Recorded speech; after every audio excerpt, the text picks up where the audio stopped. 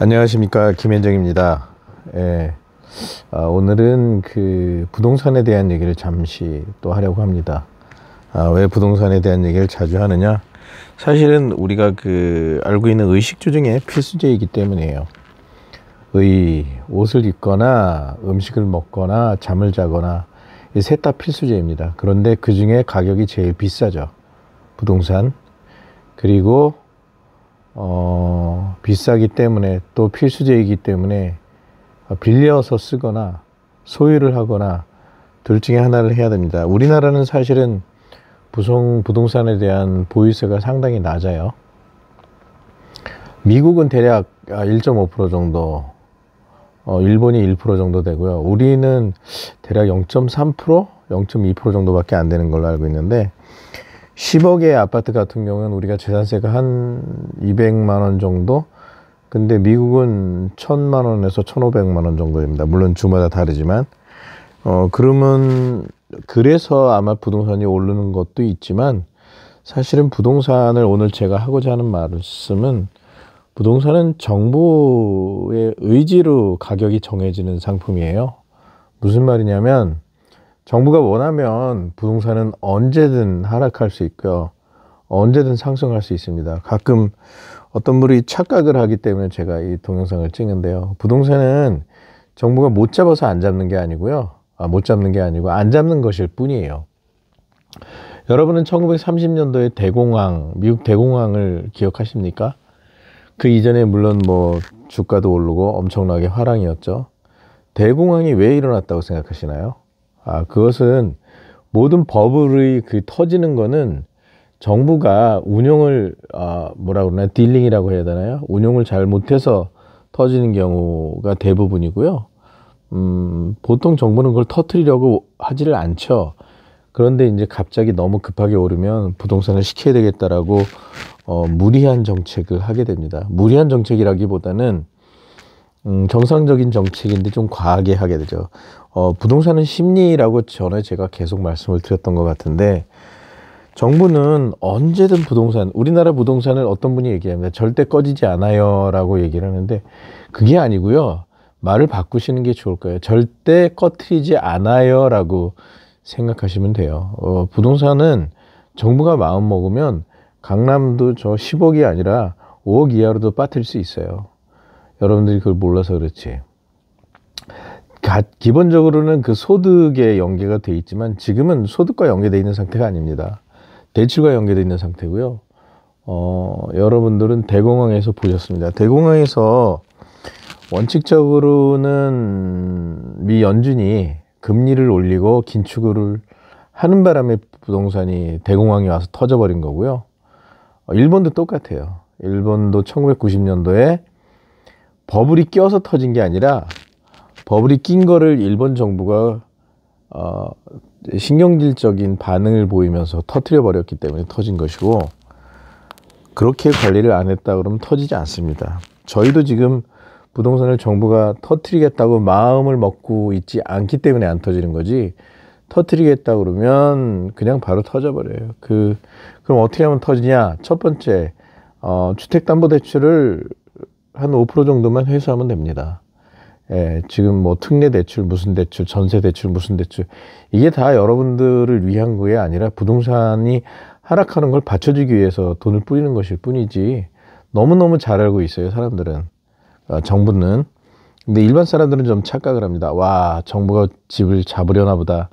그렇지 않아요. 조금이라도 하락하는 것 같으면 윤석열 정부에서도 보셨잖아요. 정신없이 밑에 돈을 받쳐놓기 바쁩니다. 지금 정부에서 그러면 어떻게 깨트리면 되냐? 간단합니다. 보셨죠?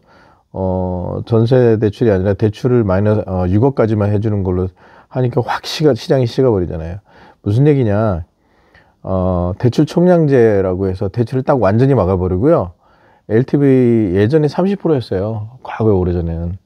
LTV 30%로 줄이고 금리만 한 5% 정도 올리고 5%로 올리고 한 2년만 있으면 제가 장담하건대 그냥 무너져 버립니다. 정부는 너무나 잘 알고 있고요. 실질적으로 정부가 왜 그러면 안 꺼트리냐? 정부의 세수가 집값이 비싸야 세금을 많이 걷죠. 근데 더 중요한 건 주택의 그 기본 세율을 재산세를 더 올리면 되는데 본인들도 주택을 많이 갖고 있잖아요. 정권 잡고 있는 사람들도, 동시하는 사람들도. 그러니까 많이 못 올리는 거예요. 자신들한테 손해니까. 그러니까 여러분들이 많이 착각하시는데 세수를 어느 정도 확보하고는 쉽고, 그렇다고 자기네 세금이 너무 많은 것도 싫고, 그러다 보니까 부동산을 꺼트리지는 않고 부동산 보유세를 심하게 올리지도 않는 겁니다. 예, 그래서 부동산이 안 무너지는 것이고요. 만약에 부동산이 과하게 무너진다 싶으면 아마 정신을 못 차리고 막 헐레벌떡 돈을 밑에 집어넣을걸요. 그런데 이게 어떤 문제를 일으키냐면, 여러분들도 잘 아시지만 젊은이들이 결혼과 출산을 안 해요. 지금 25만 명 정도의 결혼, 대략 25만 명 정도의 출산, 22만 쌍 정도의 결혼을 하는데요. 이게 아마 더 감소를 할 거예요. 왜냐하면 지금 결혼한 사람들은 아마 1990년도에 태어난 35세 전후의 청년들일 거예요. 그때 몇 명이었었냐면 대략 한 70만 정도 태어났을 겁니다. 그 중에 23만 정도가 결혼한다 그러면 많이 결혼 안 하는 거죠. 왜냐하면 실질적으로 결혼하면 35쌍 정도는 해야 된다는 얘기거든요. 근데 매년 한 22만 쌍 정도가 결혼하는데 35만 쌍을 결혼해야 되는데, 그러면 100%겠죠? 안 하니까 그 중에 한 3분의 2만 결혼한다고 보시면 될 것 같고요. 왜 그러냐면 자산시장이 너무 올랐잖아요. 청년들 소득으로는 감당할 수 없어요. 그럼 이게 누구 작품이냐고요? 말씀드렸잖아요. 정부 작품이라고. 정부는 원하는 대로 계속 펌프질을 해요. 그런데 이게 이제 출산율 하락이라는 생각지도 못한 결과가 나오니까 저거랑 똑같습니다. 우리 몸은 산으로 가면서 나는 바다 간다고 얘기하는 것과 똑같아요. 그러니까 예를 들어서 옷은 뭐 바다를 가는 옷을 입고 낚싯대를 딱 들고 있으면서 가는 거는 산으로 가는 약간 정반대 일이죠. 그래서 이 부동산은 언제든 정부가 원하면 깨트릴 수 있습니다. 근데 그랬을 때 뭐 핑계는 많아요. 그런 이유로. 왜냐면 근데 대공황 때 어떻게 됐죠? 다 부채 같은 걸 많이 정산했죠. 그 일본도 1990년대 자산법을 터뜨리면서 많은 부채를 정산했고요. 우리는 사실 그렇게 할 자신이 없어요. 근데 이게 터뜨리지 않고 계속 가면 결국엔 선택의 순간이 나올 수밖에 없습니다. 무슨 얘기냐?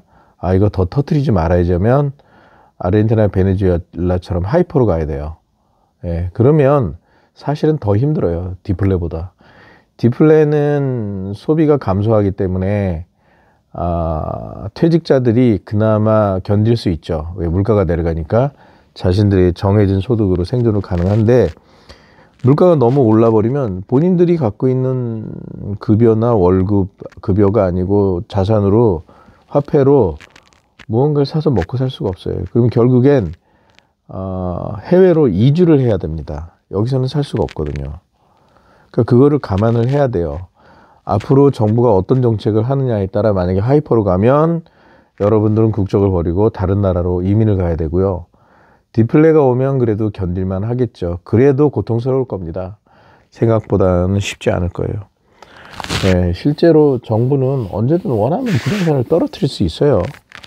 그거는 여러분들이 그 예전에 윤석열 정부뿐만 아니라 문재인 정부 같은 때 뭐 20 몇 번의 뭐 대책을 세우고 다 그건 개구라고요. 거짓말이고, 부동산을 떨어뜨리기는 싫은데 급하게 오른 것도 부담스러워하기 때문에 그런 정책이 나오는 거예요. 열기를 식히고 싶은 생각은 없었던 상황이에요. 그러다 보니까 결국엔 정권을 뺏겼지만, 지금 정부도 사실은 솔직히 저는 잘 모르겠습니다. 어떤 색깔인지는. 뭐 대출, 특례 대출 막았다 그러는데 사람들이 뭐 부동산을 잡았다라고 하는데 그렇지 않아요. 이분들도 부동산 하락하는 걸 원치 않을 거예요. 이분들이 원하는 건 자신들만을 위한 어떤 세상이라고 할까요? 기존에 있는 권력자로부터 권력을 인수인계받고 자기들이 권력을 휘두르고 싶어 하는 거죠. 제가 볼 땐 그 차이밖에 없어요. 근데 그보다 더 중요한 건 화폐를 정말 휴지처럼 만드느냐 안 만드느냐를 고민을 좀 해봐야 될 겁니다. 이번에 뭐 아마 지원금 같은 거가 한 30조 풀리는 것 같은데, 여러분들 본원통화가 30조가 풀리면 승수가 9배가 된다는 건 아시죠? 270조의 돈이 풀린 효과랑 비슷합니다. 대신에 고령사회이기 때문에 통화 유통 속도는 좀 줄어들 거예요. 그러면 뭐 270조는 안 되더라도 대략 200조 정도는 되지 않을까요? 뭐 어찌됐든 부동산은 정부가 언제든 원하면 하락시킬 수 있다. 모든 자산은 정말 떡락시킬 수 있어요. 정부가 원하면. 안 할 뿐이지. 그걸 항상 생각을 해 두셔야 되고, 만약에 정부가 좀 내리려고 그랬는데 안 내렸어. 그래서 신경질적으로 엄청난 정책을 하게 되면 부동산 시장이 아예 붕괴될 수도 있습니다. 그때는. 그래서 어떻게든 살리려고 해도 못 살릴 수 있어요.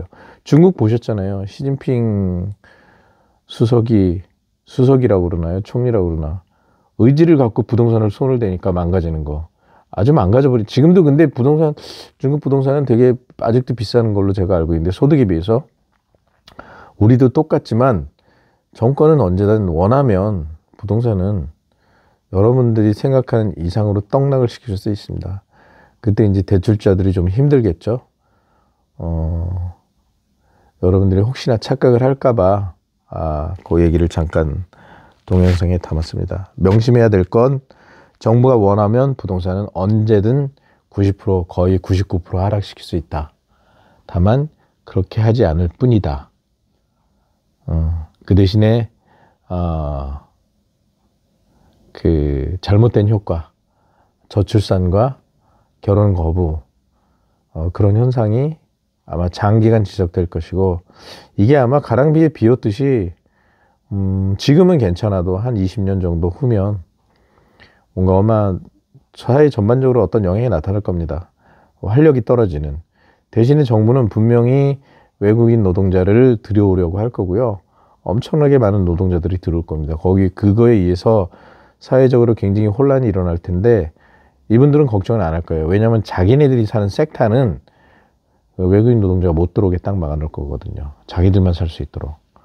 그럼 뻔해요. 어떤 정권든 국민을 위한 정권은 없어요. 자신들을 위한 정권이 있을 뿐이지. 국민을 위한 정권이라고 포장을 할 뿐이지, 자신들의 권력을 보호하고 자신들의 권력을 오랫동안 유지하고자 하는 그런 정권만 있습니다. 이것은 우리나라만 그런 게 아니에요. 다른 나라도 다 똑같고. 저는 이제 가끔 박정희 대통령 같은 사람들이 좀 그립긴 해요. 물론 뭐 노무현 대통령도 뭐 열심히 뭘 하려고 그랬다고는 하지만, 문제는 그 사람이 아니고요. 그 밑에 사람들입니다. 예. 그 밑에 사람들은 언제든 그 사람들의 힘을 빌려서 자신들이 권력을 유지하고 사용하고 부를 축제하는 도구로 쓰고 싶어 하거든요. 예, 오늘은 혹시나 그 부동산에 대해서, 부동산은 언제나 열쇠는 정부가 쥐고 있다라는 걸 잊지 말라고 말씀드리기 위해서 동영상을 찍었습니다. 감사합니다.